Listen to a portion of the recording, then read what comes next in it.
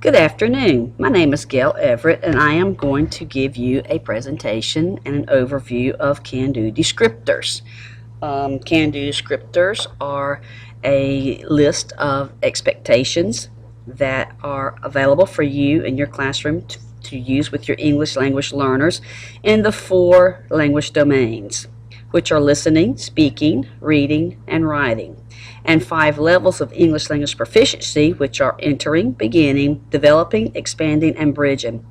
The Can Do Descriptors are a collective representation of the Wida's 5 English language proficiency standards, which are social and instructional language, the language of language arts, the language of mathematics, the language of science, and the language of social studies. The descriptors are a standard-based resource tool, which is an extension of and not a substitute for the English language proficiency standards. The English language proficiency standards are the ESOL or Wida standards that we use with our lesson plans and with our instruction.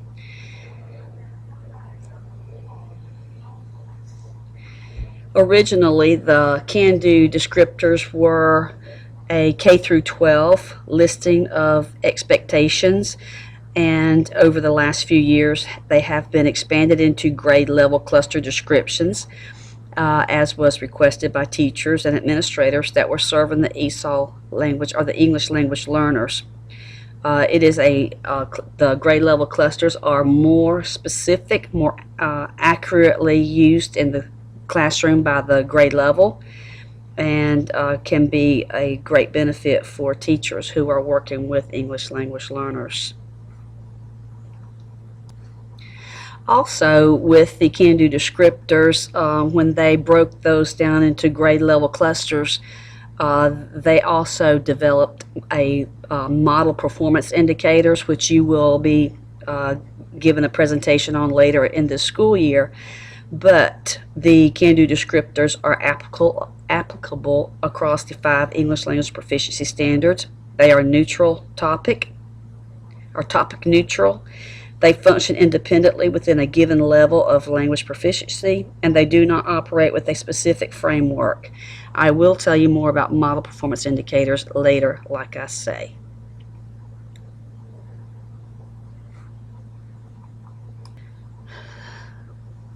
Teachers may use the Can Do descriptors in various ways. The ESOL teachers can share with the classroom teachers ways to describe or explain the stages of the English language development using concrete examples. They can be used to work with content teachers to show language may be integrated within a given discipline or content area. Tutors and mentors who work with the language learners can also use these Can Do descriptors. Lesson plans can be developed with differentiated language objectives by using these Can Do descriptors.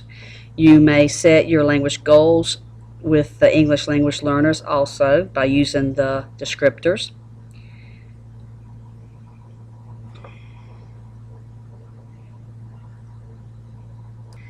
I am going to give you an overview of an access report, and I am going to discuss it with you or show you how I personally would use the Can Do descriptors for this particular student.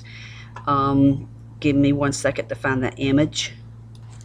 Okay, I have an image of an access report. This is a 3-5 grade cluster, the students in grade 3. You can see his proficiency levels in listening, speaking, reading, writing, his oral language, his literacy, comprehension, and his overall composite score. For me, when I'm looking at a student's ability to perform academically or socially, I look at the listening, speaking, reading, and writing, and of course I always look at the literacy scores.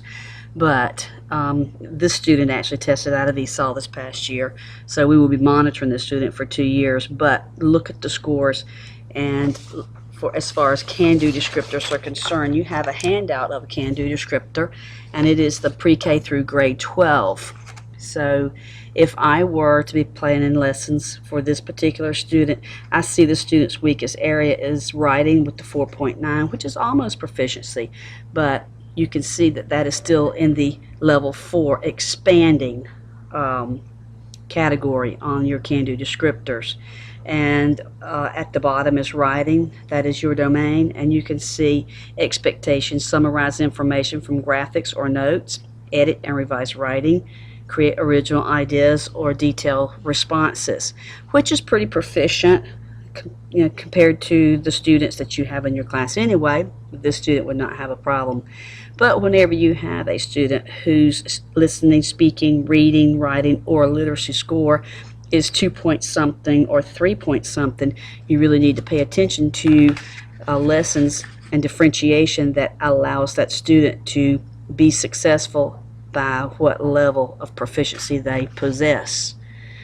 So look at your access scores, get your scores, and look at your weak areas. If it's listening, speaking, reading, writing, or literacy, then pull out your Can Do Descriptors. There are Can Do Descriptors by grade cluster, which is pre-KK, 1, 2, 3, 5, middle school 6, 8, and 9 through 12. Ask your ESOL teachers for a copy of the grade cluster Can Do Descriptors, and it's even broken down into your academics, your academics that you teach, and you should be able to make some good differentiation for students that are struggling and or challenging lessons for students that are proficient.